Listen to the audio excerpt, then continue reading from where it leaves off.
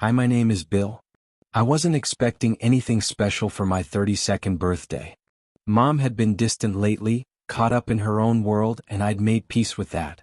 We'd grown apart over the years, the way adults sometimes do when life pulls them in different directions. I was working from home that Tuesday, responding to emails in my pajamas, when the doorbell rang at 2:47 p.m. I almost didn't answer. But something made me get up, pad across the cold hardwood floor, and open the door. There she stood on my doorstep, holding a cake. Not just any cake. A 3-layer chocolate masterpiece with buttercream frosting, exactly like the one she used to make when I was a kid. The ones she'd stopped making after Dad left. The ones I'd almost forgotten about. "Surprise, sweetie," she said, her smile not quite reaching her eyes. "Mom? How did you?" I stammered, genuinely shocked.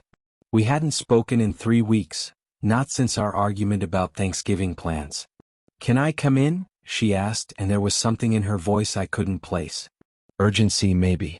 Or fear. I stepped aside, and she walked past me into my small apartment, setting the cake carefully on my kitchen counter. She was wearing her good coat, the navy one she saved for special occasions, and her hands were shaking slightly as she removed her gloves. "Mom, you didn't have to do this," I said, following her.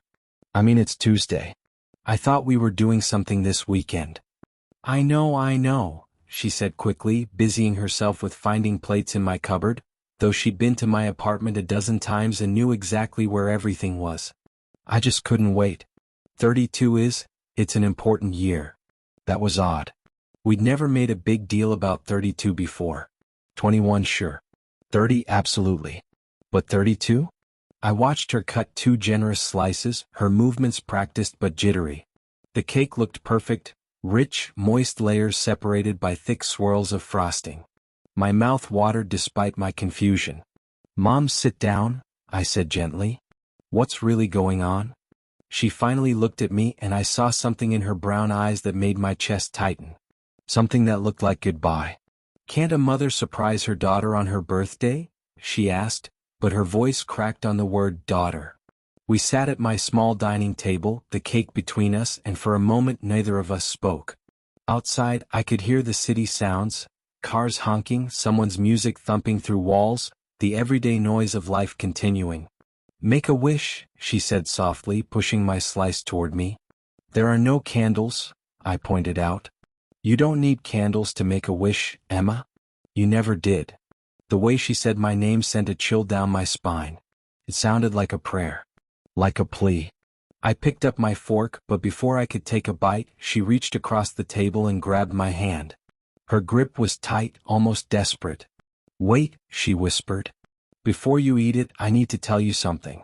Something I should have told you a long time ago." I set down my fork, my heart starting to pound.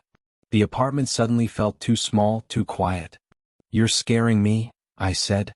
Mom released my hand and sat back in her chair, wrapping her arms around herself like she was cold, even though the radiator was hissing warm air into the room. "Do you remember when you turned 7? She asked. "Your birthday party?" I frowned, trying to recall. "The one with the magician?" "Yeah, I remember. You made a castle cake. It was amazing." "Do you remember what happened after the party? After everyone went home?" I thought harder. The memory was fuzzy, worn soft at the edges by 25 years. I don't know. I remember being really tired. You said I ate too much sugar and needed to sleep it off. You slept for 2 days, Emma. 2 full days. Your father wanted to take you to the hospital, but I stopped him. My mouth went dry. "What are you talking about?" She stood up abruptly, walking to my window, staring out at the gray December afternoon. When she spoke again, her voice was barely above a whisper. "I'm not your biological mother." The words hung in the air like smoke. I felt like I'd been punched in the stomach. "That's not funny," I managed to say. "I'm not joking." She turned to face me, and tears were streaming down her face. "I'm not your biological mother, Emma. I couldn't have children. Your father and I tried for years. We were going to adopt, but then she came to us." "She who?" "Mom, what are you?" "Your real mother. She came to our door on a night like this 32 years ago. She was carrying a baby, You wrapped in a blue blanket. She was dying, Emma. I could see it in her eyes, in the way she moved. She said she didn't have much time, that she needed someone to take care of you, to keep you safe. I stood up, my chair scraping loudly against the floor. This is insane. You're telling me some dying stranger gave me to you? And you just took me? That's kidnapping. She wasn't a stranger. Mom's voice was firmer now. She was family. Distant family, but family nonetheless. And she gave us papers, legal papers. Everything was legitimate, Emma. Your father had a lawyer check everything. Then why didn't you ever tell me? Why lie my whole life? Because she made us promise. She said it was safer if you didn't know. Safer for everyone. I laughed, but it came out harsh and bitter. Safer from what? Mom was quiet for a long moment. Then she said, from them. The people who were hunting her. The people who wanted you. The room spun. I grabbed the edge of the table to steady myself. You sound completely crazy right now. You know that, right? I know how it sounds. She came back to the table, picked up the knife she'd used to cut the cake, and turned it so the light caught the blade. Your birth mother told us that on your 32nd birthday they would come for you. She said you had to be ready. That's why she left instructions. The cake, the recipe, everything. It's all in here. She reached into her purse and pulled out an old yellowed envelope, sealed with red wax. My name was written on it in unfamiliar handwriting. Your real mother left this. She said to give it to you today on your 32nd birthday before you ate the cake. I stared at the envelope like it was a live snake. This is too much. I can't. I need you to leave. Emma, please. Get out. I shouted, surprising both of us. I don't know what kind of breakdown you're having, but I can't deal with this right now. Just go.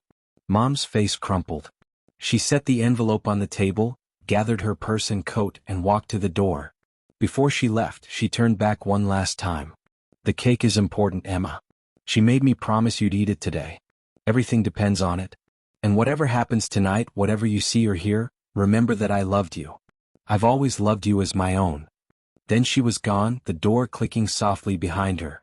I stood in my kitchen, shaking, staring at the perfect chocolate cake in the mysterious envelope. Part of me wanted to throw both in the trash, to call a friend and laugh about my mother's bizarre episode. But another part of me, a part one didn't want to acknowledge, knew that something was about to change forever.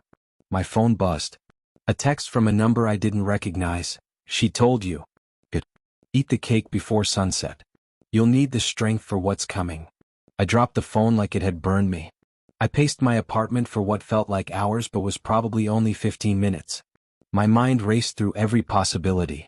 Mom was having a mental health crisis. This was some elaborate prank. I was dreaming. I was the one having a breakdown. But that text message, that was real. I picked up my phone again with trembling hands and stared at the words. I called Mom. It went straight to voicemail. I called my father, my adoptive father, in Arizona. No answer. That wasn't unusual. He was terrible with his phone. But today it felt ominous. The envelope sat on my table, taunting me. The sun was already low in the sky, painting my apartment in shades of orange and shadow. Sunset couldn't be more than an hour away. This is ridiculous, I said aloud to my empty apartment. Absolutely ridiculous. But I picked up the envelope anyway. The wax seal cracked easily under my thumb, as if it had been waiting decades for this moment. Inside was a single piece of thick paper, covered in elegant handwriting. My dearest Emma, if you're reading this, then you've reached your 32nd birthday, and the woman who raised you has been braver than I ever could have been. She kept you safe, kept you hidden, kept you normal for as long as possible. For that, I am eternally grateful. You have questions. I will answer what I can. You are not entirely human. Your father, your biological father, was not of this world. He came from a place between places, a realm that exists alongside yours but hidden from it. I was young and foolish and I fell in love with something I didn't understand. You are what they call a halfling. Half human, half something else. Something old and powerful. On your 32nd birthday, your true nature will begin to manifest. You will begin to change, to sense things you've never sensed before, to see things that have always been there but hidden. The cake is a binding agent. It will help you control what's coming, will keep you grounded in your humanity even as the other half awakens. Without it, the transformation could destroy you, or worse, leave you vulnerable to those who would use your power for their own purposes. There are others like you. They will come to you tonight. Some will want to help. Others will want to control you or destroy you. Trust your instincts. They are stronger than you know. I'm sorry I couldn't be there to guide you through this. I'm sorry I had to leave you with strangers, even kind ones. But I was being hunted and I was dying and I had to make a choice. I chose your life over my own. Be brave, my daughter. You are stronger than you know. You have my love and your father's power. Together they will see you through whatever darkness comes. Forever yours, Morgana. I read the letter 3 times. Then a 4th. Each time I expected the words to change, to make sense, to reveal themselves as some kind of joke. They didn't. I looked at the cake. It sat there, innocent and perfect, chocolate layers gleaming in the fading light. Okay, I said aloud. Okay. Let's say, just for argument's sake, that any of this is real. Let's say I'm some kind of halfling thing. And I eat this cake and then what? I turn into a werewolf? Sprout wings? Shoot laser beams from my eyes? No one answered, obviously. I pulled out my laptop and did something I never thought I'd do. I Googled halfling supernatural beings 32nd birthday. To my shock, I found something. A forum buried deep in the weird corners of the internet, discussing something called the threshold. According to dozens of posts from people claiming to be supernatural beings, certain half-human entities experienced an awakening at age 32, exactly halfway through a 64-year cycle. Those who weren't prepared for the threshold often didn't survive it. I slammed the laptop shut. My hands were shaking again. I looked down and realized they weren't just shaking, they were glowing. Faintly but unmistakably, a soft silvery light emanated from my skin. No, I whispered. No, no, no. My phone buzzed again. Another message from the unknown number, sunset in 30 minutes. The cake, Emma. Now. I stood up, walked to the cake, picked up my fork. The chocolate looked rich and perfect. It smelled like childhood, like safety, like home. If this kills me, I said to no one, I'm going to be so pissed. I took a bite. The taste exploded across my tongue, chocolate and vanilla and something else, something wild and ancient like forest soil and starlight. It was the most intense flavor I'd ever experienced, and with it came a rush of sensation that nearly knocked me off my feet. My apartment suddenly seemed brighter, sharper. I could see dust motes floating in the air, each one distinct and individual. I could hear my neighbor's heartbeat through the wall, steady and rhythmic. I could smell everything, the coffee I'd made that morning, the jasmine perfume from the woman who'd walked past my building 3 hours ago, the rain that was coming still miles away. And I could see them. Shadows that moved wrong. Shapes in the corners that disappeared when I looked directly at them. My apartment wasn't empty anymore. It was full of things. Watching things. I stumbled backward, dropping my fork. It clattered against the floor with a sound like thunder. It's okay, a voice said, and I spun around to see a woman standing in my kitchen. She definitely hadn't been there a moment ago. She was tall, with silver hair and eyes that shifted color like oil on water. The first time is always overwhelming. Who are you? How did you get in? I'm Lyra. I'm here to help. She moved toward me slowly, hands raised in a gesture of peace. You ate the cake. Good. That gives us a chance. A chance for what? To survive the night. She glanced at my window. They're coming, Emma. The collectors. They track halflings during the threshold when your power signature is strongest. They'll try to take you, to harvest your essence before you learn to control it. This is insane. This is. The window exploded inward. I screamed and threw my arms up to protect my face, but no glass hit me. Instead, the shards hung suspended in the air, frozen mid-flight, glittering in the lamplight. Oh, Lyra said, impressed. You're strong. Good. A figure climbed through the broken window. No, not climbed. Flowed. It was vaguely humanoid but made of something that looked like living smoke, with eyes that burned like coals. The halfling is ours, it said, its voice like gravel scraping over bones. Lyra stepped between us. She's under protection. The old laws still hold. The old laws died with the old world, the creature hissed. Stand aside, guardian, or fall with her. 2 more smoke creatures poured through the window. I backed up until I hit the wall, my heart hammering so hard I thought it might burst from my chest. "Emma," Lyra said calmly, not taking her eyes off the creatures. "Remember what you felt when you took that bite. The power in the cake in your blood. Reach for it. Pull it up." "I don't know how." "Yes, you do. You've always known. You just forgot." The creatures advanced. One lunged at Lyra, and she met it with a blade that materialized in her hand, glowing with blue fire. They collided in a shower of sparks and smoke. Another creature turned to me, grinning with too many teeth. "Come, little halfling. This won't hurt much." It reached for me with hands like claws, and something inside me snapped. I didn't think. I didn't plan. I just reacted. Light exploded from my body, the same silvery glow I'd seen on my hands, but brighter, stronger, blinding. The creature shrieked and recoiled, smoking where the light had touched it. I felt power coursing through me, wild and terrifying and exhilarating.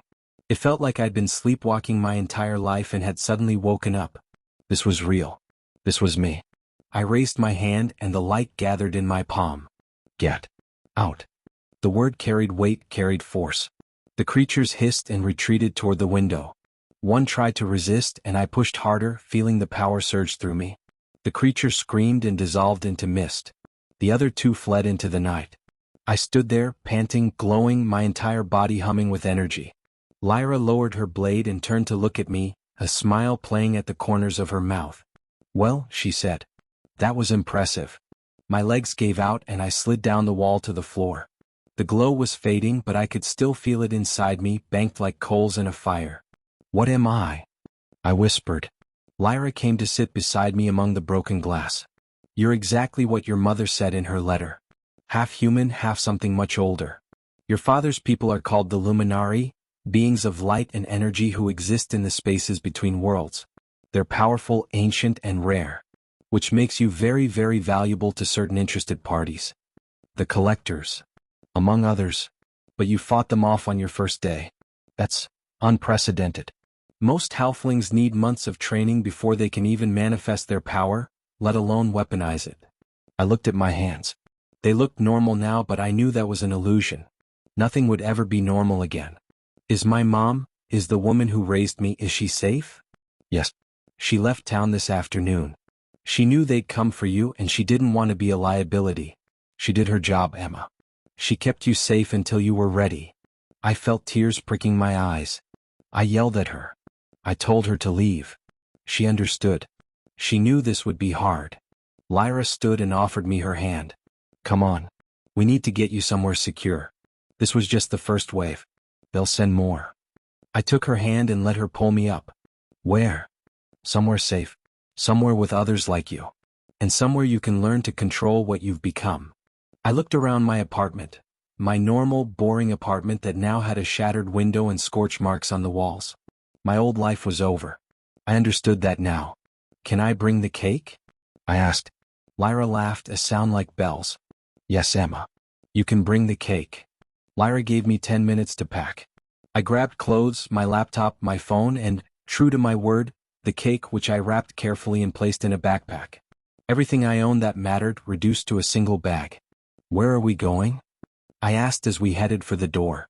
"Not far. Just to the sanctuary." "The sanctuary?" "A place between places. You'll see." We took the stairs down instead of the elevator. The building was eerily quiet, and I realized I could sense every person behind every door, their heartbeats, their breathing, their dreams. Mr. Patterson in 4B was having a nightmare. The young couple in 2A were arguing. Mrs. Chin on the first floor was crying softly. "Does it ever get easier?" I asked. "Sensing everything?" "You learn to filter it," Lyra said. "Right now your senses are wide open. It's part of the awakening. Give it a few days and you'll be able to control what you perceive." We exited into the cold December night. The street looked normal, cars passing, a few pedestrians hurrying home from work, the bodega on the corner still open. But I could see the shimmer now, the way reality bent and folded in certain places. Lyra led me down an alley I must have passed 1,000 times. At the far end was a door I'd never noticed before, old wood covered in symbols that seemed to move when I looked at them. "This is going to feel strange," Lyra warned.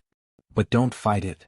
She pushed the door open, and instead of leading into another building, It opened onto impossible space, a vast hall lit by floating orbs of light, with a ceiling that seemed to stretch into infinity.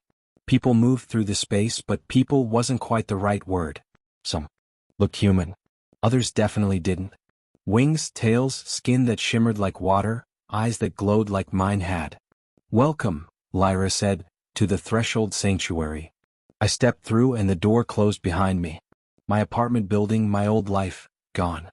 A man approached us, older, with kind eyes and silver streaks in his dark hair. "Another one?" "A strong one," Lyra said. "Luminary blood." She fought off 3 collectors on her first manifestation. The man's eyebrows rose. "Impressive. A Marcus. I run the sanctuary." He extended his hand and I shook it, noting the way his skin hummed with a different kind of energy than mine. "You must be Emma. Your mother left us information about you. About what day you'd awaken." "My birth mother?" "Yes. Morgana is a complicated figure. But she loved you enough to make sure you'd have help when you needed it." "Is she still alive?" I asked, though I wasn't sure I wanted to know the answer. Marcus's expression softened. "We don't know. She disappeared 32 years ago. Some believe she found a way to hide from those hunting her. Others think." He trailed off. "Others think she's dead," I finished.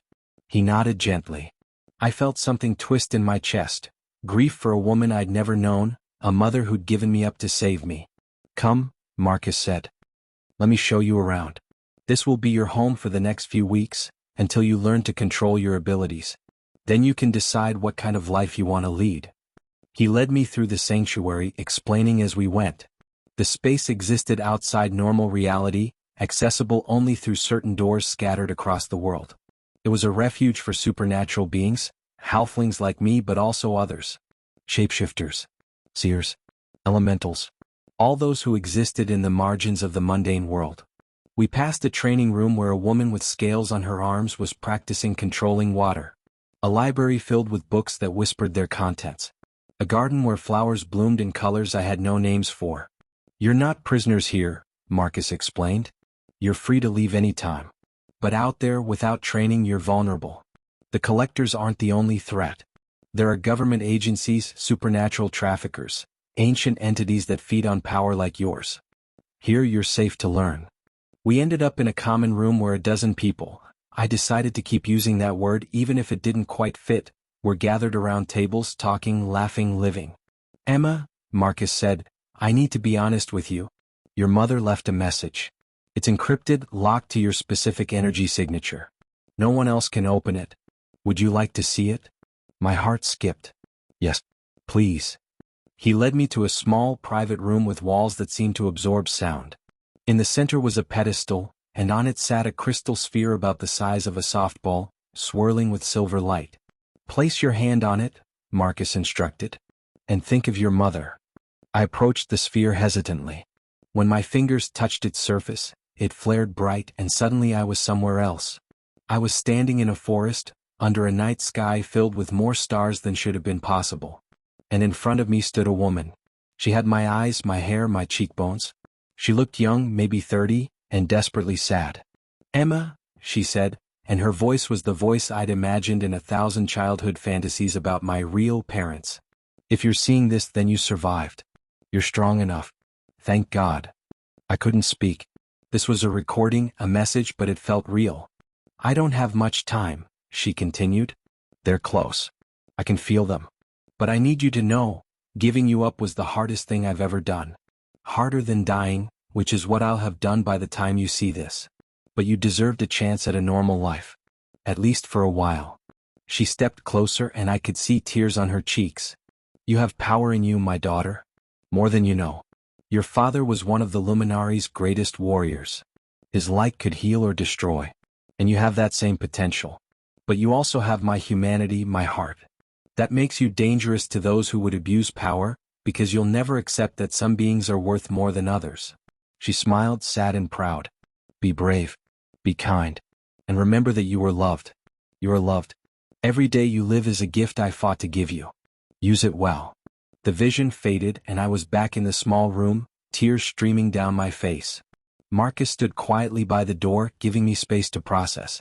"She died 2 days after she left you," he said softly. She led the collectors away, fought them in the old forest near the Canadian border. She took 12 of them with her before she fell. She was extraordinary. I wiped my eyes. I wish I'd known her. In a way you did. Everything you are, your strength, your compassion, your stubborn determination, that's her legacy. I took a deep breath and nodded. So what happens now? Now you train. You learn.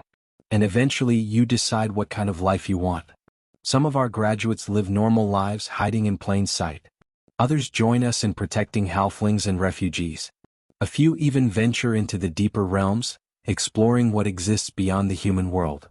And if I want to see the woman who raised me? The woman I called Mom for 32 years. Marcus smiled. We can arrange that. She's at a safe house upstate. Been asking about you every hour. Relief flooded through me. Can I call her? Better than that. You can visit tomorrow. For tonight, rest. Recover. Process. The world will still be here in the morning. I nodded, suddenly exhausted. The adrenaline was wearing off and I felt like I could sleep for a week. Marcus showed me to a small room, simple but comfortable, with a bed, a desk, and a window that looked out onto the impossible space of the sanctuary. Before he left, he paused at the door. Emma? Your mother would be proud of you. Both of them would. After he left, I sat on the bed and pulled out my phone. Despite everything, it still had service, though how that worked in a space between spaces I didn't want to think about. I had 17 missed calls from my adoptive mother and one text, sent just after she'd left my apartment. I know you're angry. I know this is overwhelming. But I meant what I said. I love you. Always have, always will. No matter what you are or what you become. You're my daughter. That's all that matters. I typed a reply. I love you too, Mom. I'm sorry I yelled. Thank you for keeping me safe. I'll see you soon. Then I unwrapped the birthday cake, miraculously still intact, cut myself another slice and ate it slowly, savoring every bite. It tasted like chocolate and magic and goodbye to my old life. It tasted like hello to whatever came next. Outside my window, I could see others moving through the sanctuary, refugees, warriors, teachers, all of them navigating their own impossible truths. I wasn't alone. I would never be alone again. I finished the cake, set the empty plate aside, and lay back on the bed, watching the lights drift across the ceiling like slow-motion fireworks. My 32nd birthday hadn't been what I expected. But then again, nothing in my life would ever be what I expected again. And somehow, despite everything, despite the fear and the confusion and the loss of my normal life, I felt something I hadn't felt in years. I felt like I belonged. I closed my eyes and let sleep take me. My last thought before darkness came a simple one. Tomorrow, I begin.